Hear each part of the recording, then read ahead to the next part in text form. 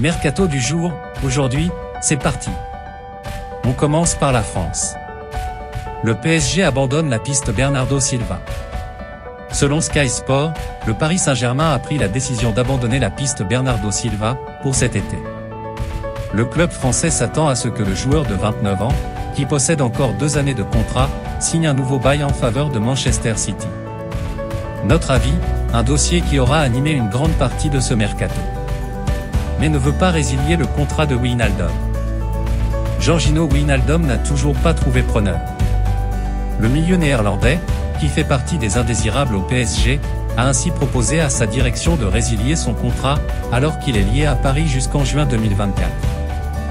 Mais les dirigeants parisiens ont écarté cette option. Ils exigeraient 6 millions d'euros pour céder l'ancien joueur de Liverpool.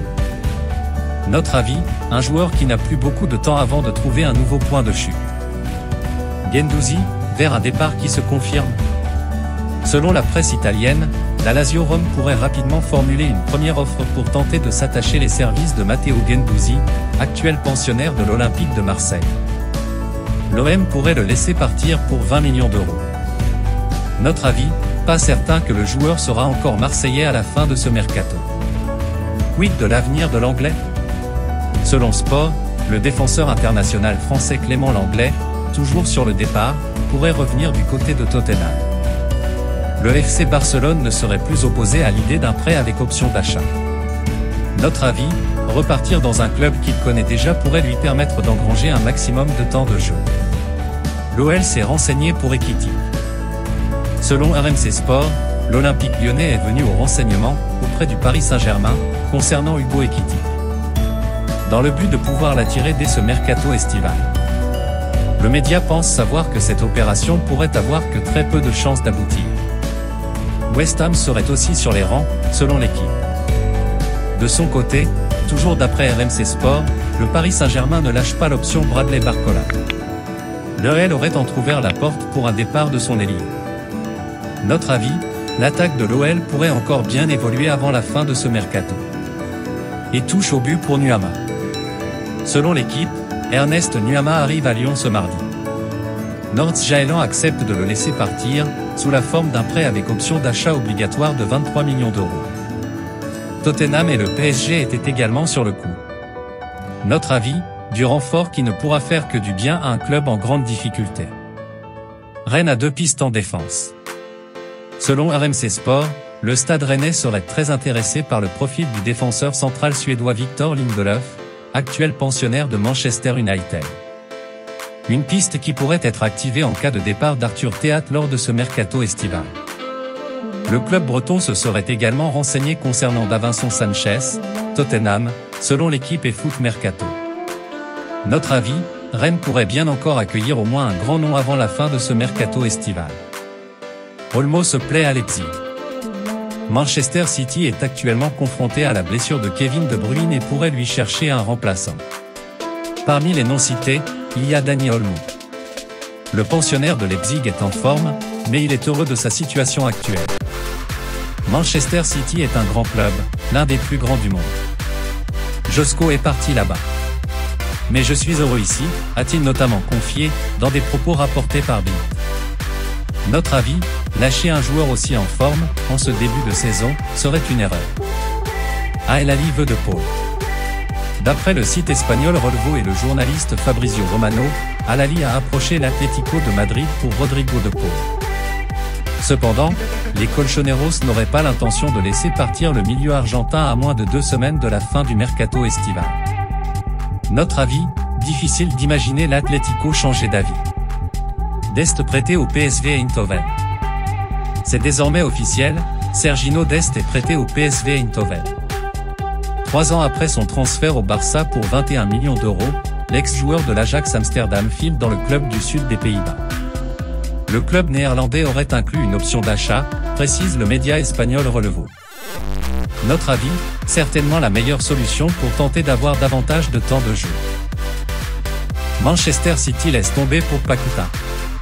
Selon Sky Sport, Lucas Paquetá n'ira pas à Manchester City. Pourtant, un accord d'environ 94 millions d'euros avait été conclu la semaine dernière avant que West Ham ne soit informé mercredi que le joueur faisait l'objet d'une enquête de la FA pour une histoire de paris sportif. Paqueta a encore 4 ans de contrat avec West Ham. Notre avis, une telle affaire pouvait difficilement laisser penser à une autre issue. Et attend docu pour sa visite médicale. Selon le journaliste Fabrizio Romano, Manchester City a prévu la première partie de la visite médicale pour Jérémy Doku dès ce mercredi.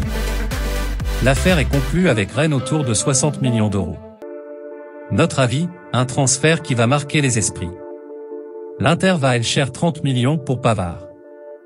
Selon la Gazzetta dello Sport, l'accord entre l'Inter Milan et le Bayern Munich pour le transfert de Benjamin Pavard se situe autour des 30 millions d'euros hors bonus. Le dernier obstacle à la venue du champion du monde 2018 demeure la volonté des Bavarois de lui trouver un remplaçant. Mais Pavard n'a jamais été aussi près d'un départ. Notre avis, une arrivée qui ressemble à une bonne affaire pour le club italien. Et pourrait envoyer Correa à Séville. Pour récupérer Sanchez.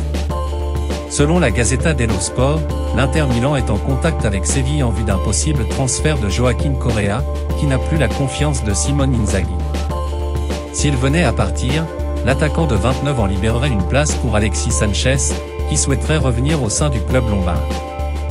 À l'Inter Milan, l'ancien Marseillais pourrait toucher 3 millions d'euros par an. Notre avis, le mercato interiste semble donc bien loin d'être terminé. La Lazio ne elche pas Lloris. La Lazio Rome a réouvert les négociations avec Hugo Lloris selon les informations de Sky Sport Italie. Alors que l'affaire était ficelée, Lloris est revenu sur sa décision car il n'est pas parvenu à s'entretenir avec Maurizio Sarri. Ne se sentant pas désiré, l'ancien capitaine des Bleus a préféré stopper les négociations. La Lazio parviendra-t-elle à le faire revenir sur sa décision? Notre avis, difficile d'imaginer une issue favorable à ce dossier, avec un gardien qui souhaite jouer. L'OL fixe son prix pour Tagliafico. Selon le Télégraphe, l'Olympique lyonnais demanderait environ 10 millions d'euros pour accepter de laisser partir son latéral gauche international argentin Nicolas Tagliafico. Le joueur serait partant à l'idée de revenir à l'Ajax Amsterdam, club qu'il a quitté il y a seulement un an. Notre avis, perdre un tel joueur serait terrible pour un club en difficulté depuis le début de saison. Et laisse filer Toko Ekambi vers l'Arabie Saoudite. D'après RMC Sport, Karl Toko Ekambi va définitivement quitter l'Olympique lyonnais. Prêté à Rennes lors de la deuxième partie de la saison 2022 à 23, l'ancien Sochalien aurait signé au sein du club saoudien d'Aba. L'OL devrait récupérer quelques 2 millions d'euros, bonus compris, dans cette opération. Notre avis, sûrement la meilleure décision pour le joueur, s'il souhaite avoir un temps de jeu conséquent. West Ham vise Ekitike. Selon l'équipe, Paris a peut-être trouvé un point de chute pour Hugo Ekitike dont il cherche absolument à se séparer avant le 1er septembre. Le PSG cherche à l'inclure dans le transfert de Randal Kolo Muani et l'Eintracht Francfort a manifesté un intérêt pour lui. Récemment, c'est West Ham qui est venu récolter des informations concernant l'ancien buteur de Reims. Le club anglais pourrait proposer un prêt avec option d'achat de 35 millions d'euros. Notre avis, il s'agit probablement d'un dossier qui devrait alimenter la fin de ce mercato estival. Galatasaray suit Ndombele. Galatasaray cherche un milieu de terrain. Intéressé par Matteo Guendouzi, les Turcs regardent aussi d'un œil attentif Tanguy Ndombele, selon RMC. Tottenham ne souhaite pas retenir à tout prix l'international français et réclame entre 15 et 20 millions d'euros pour le libérer. Notre avis, certainement l'endroit idéal pour que ce joueur puisse donner un second souffle à sa carrière. Beşiktaş recale Ramos.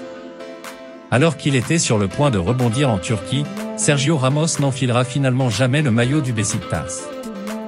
Le club turc a communiqué, Sergio Ramos a été contacté et les négociations, qui ont été menées dans le meilleur intérêt de notre club, ont été interrompues en raison de désaccords sur des questions financières. Après le club mexicain d'América et le Sevilla FC, c'est la troisième formation qui recale l'ancien défenseur du PSG cet été. Notre avis, un joueur qui devra certainement baisser ses exigences salariales s'il désire ne pas se retrouver sans club à la fin de ce mercato. Cancelo au Barça cette semaine? Sous contrat avec Manchester City jusqu'en juin 2027, Joao Cancelo pourrait connaître un nouveau prêt, note de la rédaction, il a joué pour le Bayern Munich de janvier à juin 2023. L'arrière droit international portugais pourrait partir au Barça cette semaine, révèle Mundo Deportivo. Le quotidien espagnol précise que cette arrivée serait possible grâce au départ de Serginho Dest au PSV Eindhoven. Ainsi, le FC Barcelone pourrait l'accueillir en prêt avec une option d'achat fixée à 30 millions d'euros. Notre avis, un joueur qui pourrait très bien gagner sa place dans le 11 de départ blaugrana. Monaco continue de discuter pour Balogun. Selon Sky Sport, Monaco et Arsenal ont poursuivi leurs discussions concernant l'attaquant Folarin Balogun. L'avant-centre était prêté, la saison dernière, à Reims et a marqué 21 buts en championnat en 34 titularisations. Notre avis, Monaco réaliserait un très joli coup, si ces discussions aboutissent. Direction l'Union Berlin pour Bonucci. D'après Relevo, l'Union Berlin ferait tout pour attirer, dans les 2 prochains jours, Leonardo Bonucci. L'international italien de 36 ans porte actuellement les couleurs du club de la Juventus Turin, depuis l'année 2018. Notre avis, certainement un dernier défi pour le joueur, qui pourra même évoluer en Ligue des Champions cette année s'il rejoint ce club. Voilà, c'est pour tout aujourd'hui, j'espère que la vidéo vous a plu, n'hésitez pas à la liker, partager et surtout vous abonner pour ne pas rater mes prochaines vidéos. Merci.